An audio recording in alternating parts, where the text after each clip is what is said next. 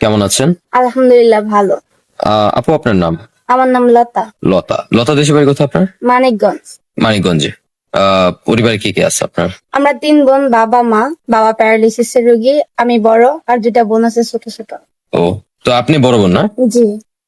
তো আপনাদের সংসারটা কিভাবে চলছে যেহেতু বাবা প্যারালাইজ বিছানা পড়ে আছে?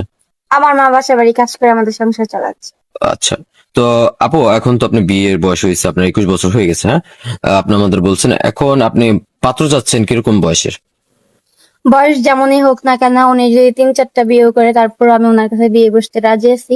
কারণ আমরা বোনের মতো সবাই মিলে সংসার করে খাইতে চাই, সবাইকে দেখাই দিতে চাই যে সতীর্ণেও সবাই খাইতে পারে। সত্যি নিয়ে সংসার করবেন? জি করব।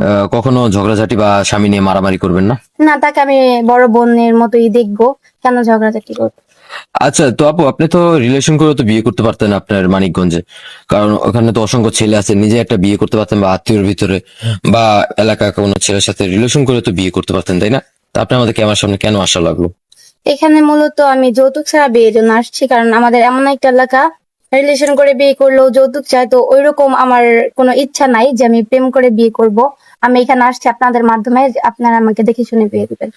আহ আচ্ছা, যদি আমরা কোনো ভাইয়ের সাথে আপনার যোগাযোগ করে দিই ভালো মনের মানুষের সাথে, যে বিনা যৌতুক আপনার দায়িত্ব নিবে, আপনার পুরো সবকিছু জেনে শুনে আপনার দায়িত্ব নিবে, আপনার বাবা মারও দায়িত্ব নিল, টুকিটাকি তাদের হাত খরচ দিল বা সংসার চালানো যতটুকু উনি পারে দিল, তো আপনি কি কখনো ওনার সাথে প্রতারণা করবেন বা ওনার বিশ্বাস ভাঙবেন? না, আমি এখানে বিশ্বাস ভাঙার জন্য আসি নাই, তো আমার ফ্যামিলির দায়িত্ব নিতে হবে না, জাস্ট আমার দায়িত্ব নিলেই হবে। আপনি টেনে নিলে হবে। হ্যাঁ।